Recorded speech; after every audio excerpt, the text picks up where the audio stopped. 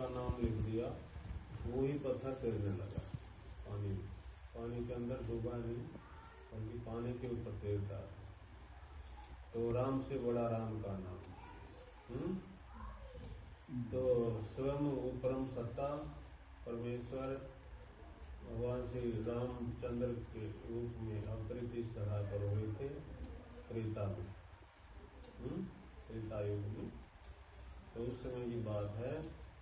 तो जिस समय लंका के जाना था, लंका को, तो बीच में समुद्र था। समुद्र के ऊपर किस चीज से वो पुल बनाया जाए? तो पत्थरों से ही, पत्थर उठा करके रखे उसमें। पहले पत्थर ऐसे ही रखे, डूब गया है। राम का नाम लिखे बिना रखा, डूब गया। फिर राम का नाम लिखा उसके ऊपर, राम, पत्थर तैरने लगे। अब जितने भी पत्थर गए सबके ऊपर उठा के राम का नाम लिखते गए, उसमें छोड़ते गए।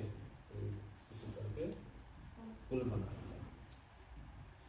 तो जैसे पूरी सेना ने उस समय राम का नाम ले करके, राम के नाम पर से उस पुल को बनाया, तो समुद्र पार जाने का रास्ता बनाया। तो इसी तरह से हमें राम का नाम लेकर के इस संसार रूपी भवसागर से पार जाने का रास्ता बनाना है। राम का नाम हम ले, राम का नाम इतना ले कभी भूलो ही मत। दिन रात उठत बैठत सोवत जागत, तो मन से ना विसराओ रे। ब्रह्मानंद बिन नाम हरि के कभू मोक्ष नहीं पाओगे। बिना हरि के नाम के, बिना राम के नाम के मोक्ष नहीं हो सकता। इसलिए राम नाम की नौका बना करके इस भव सागर से पार हमें उतरना है, पार जाना है। और कोई अपने पास हथियार नहीं है, और कोई ऐसा पुल नहीं है, और कोई उपाय नहीं है जिससे इस संसार के सागर से, क्योंकि आप लोग सब भूत भोगी हो, पारिवारिक हैं। किसी के परिवार में 4 मेंबर है, किसी के 8 मेंबर है, किसी के 10 है, किसी के परिवार में ज़्यादा मेंबर भी हैं। लेकिन चाहे कम है चाहे अधिक है, चाहे अमीर है कोई गरीब है, कोई मध्यम है, लेकिन सुखी कोई नहीं है। सुखी अगर है तो केवल वही है जो नाम आधार है, जो नाम लेता है। तो नानक देव जी महाराज ने भी कहा है, नानक दुखिया सब संसार, सुखिया सो नाम आधार। कि दुखिया सब संसार है, सुखिया सो नाम आधार। जो जिसे नाम का सहारा लिया तो वो ही सुखी है। आधार बनाया जिसने नाम को, उठत बैठत सोवत जागत, तो वो ही सुखी है, और कोई व्यक्ति सुखी नहीं है। क्यों?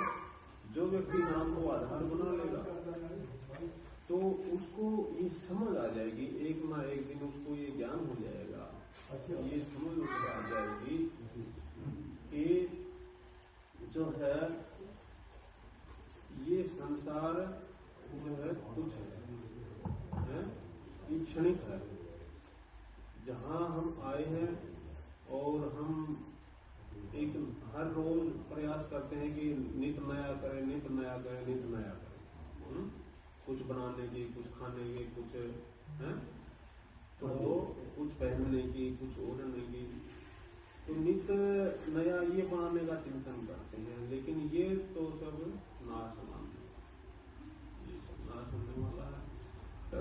क्योंकि ये उम्र जो है बहुत छोटी उम्र है, बहुत कम जीवन है। तो आप ये समझ लो कि आपकी 40 वर्ष उम्र होगी, किसी की 50 हो गई है, किसी की 60 होगी, बीबी बैठी है उनकी तो 80 के करीब होगी। तो देखिए ये समय जो है बीतता जा रहा, बीतता जा रहा, बीतता जा रहा। हम कोई भी ये ना सोचें कि अभी तो मैं 40 का ही हूँ, अभी 30 का ही हुआ हूँ, अभी 20 का हुआ हूँ, अभी क्या जरूरत है, अभी बहुत उम्र पड़ी है, फिर नाम रख लेंगे। लेकिन जो बाल्यावस्था में जो काम किया जाता है और प्रभात में सवेरे प्रातः काल प्रभात वेले उठ करके जो कार्य किया जाता है वो उसमें व्यक्ति सफल होता है। क्यों? उस समय भगवान कृपा करते हैं, बारिश करते हैं, कृपा रूपी बारिश करते हैं।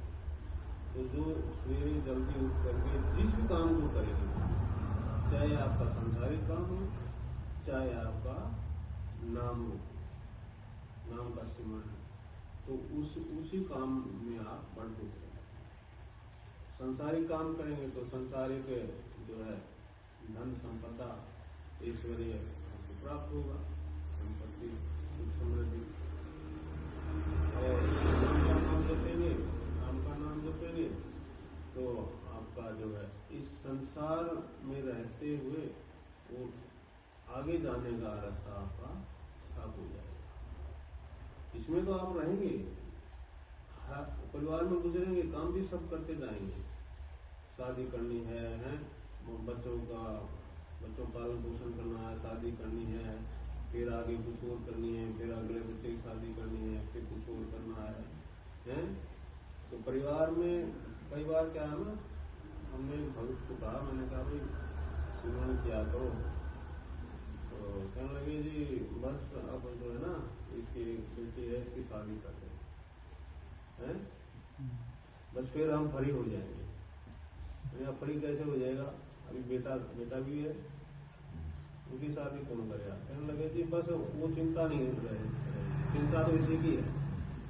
मैंने कहा चिंता इसकी नहीं है, बेटे की शादी करेंगे, बेटी ठीक है घर चली जाएगी, लेकिन बेटे की शादी करेंगे तो आपका परिवार और फैलेगा, आपका परिवार और फैलेगा, और वो जड़ें जो है, जो वट वृक्ष है, संसार रूपी वट वृक्ष, आपका परिवार रूपी वट वृक्ष, वो जड़ें फैलाएगा,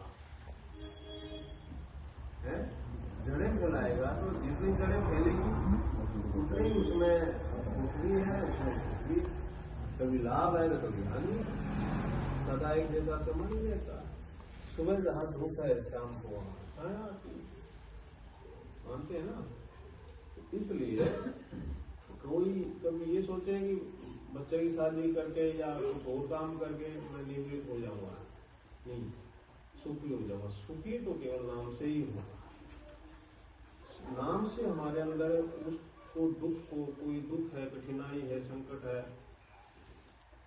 हानि है, लाभ है, उसको समाने, वो हमारे अंदर समाने लग जाएगा। उसको सहन करने की शक्ति हमारे अंदर आ जाएगी, शक्ति आ जाएगी सहन करने की। तो वो दुख थोड़ा हमें घाटा पड़ गया तो वो दुख नहीं होगा, कहेंगे जो जो महाराज का हुक्म, जैसा मालिक ने दिया, जो पहली जा वो मालिक ने दिया, आगे फिर दिया, तो दुख तो नहीं लगेगा, मन को दुख नहीं लगेगा।